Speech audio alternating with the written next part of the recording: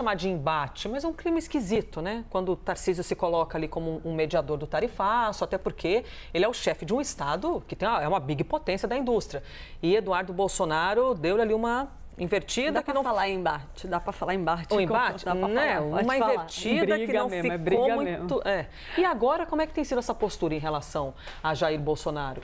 Elisa, fui ali entender um pouco como que está o clima no entorno do governador, né, diante aí dessa visita que ele fez ontem ao ex-presidente Jair Bolsonaro. Ficou muito claro para mim que existem duas certezas ali, duas premissas básicas que guiam esse encontro que os dois tiveram lá na casa em que Bolsonaro responde aí, cumpre a sua prisão domiciliar.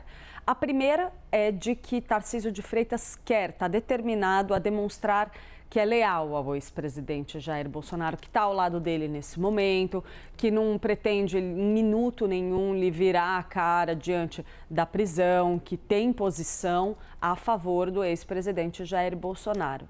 Mas aí vem a segunda certeza, de que ele não vai, em hipótese alguma, aderir a esse discurso de radicalização que a gente vem observando na ala ali mais alinhada ao deputado Eduardo Bolsonaro, principalmente no que diz respeito a essa questão do tarifaço dos Estados Unidos.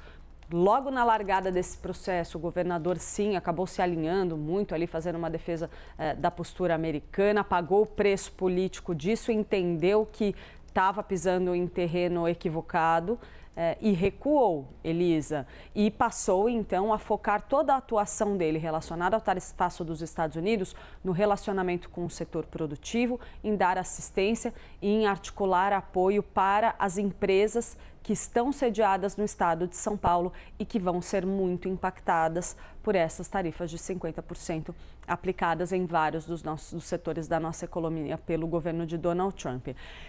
O que eu percebo ali é que Tarcísio de Freitas fez questão ontem de manter uma postura bastante discreta em relação ao encontro com o ex-presidente Jair Bolsonaro. Ele falou muito rapidamente, durante uma reunião com governadores de direita, disse ali, né, que Jair Bolsonaro estava sereno, que o encontro foi tranquilo, mas a ideia não é polemizar em torno desse assunto e principalmente não se colocar como um protagonista nisso tudo. Lembrando, Tarcísio de Freitas é cotado para disputar a presidência da República, herdando aí esse capital político de Jair Bolsonaro, que deve permanecer impedido de disputar.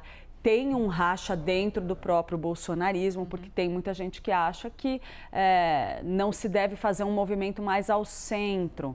E Tarcísio representaria isso. E aí você tem essa turma mais alinhada, né, a Eduardo Bolsonaro, que quer um bolsonarismo mais raiz representado nas eleições.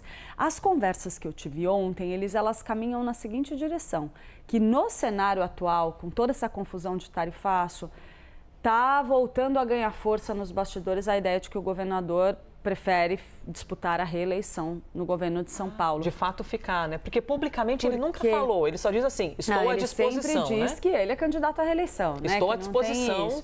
Agora, porque tem muita gente ali que se entusiasma com o atual cenário para que ele dispute o Palácio do Planalto, mas tem um entendimento ali também de que talvez esse jogo radical relacionado ao tarifaço dos Estados Unidos, que está sendo protagonizado por Eduardo Bolsonaro, pode favorecer o presidente Lula, que Lula pode ter um resgate de popularidade também com as medidas que estão sendo aplicadas pelo governo federal nessa direção.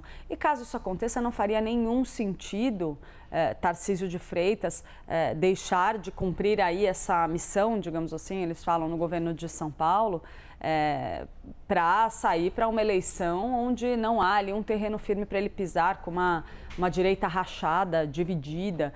Então, assim, o jogo é muito nebuloso, claro, a gente só vai saber quem vai ser candidato, quem não vai ser mais lá para frente, principalmente ali perto do prazo de desincompatibilização, quando os políticos precisam deixar os cargos para concorrer. Né? Abril do ano que vem, né? Março, abril, um ano antes.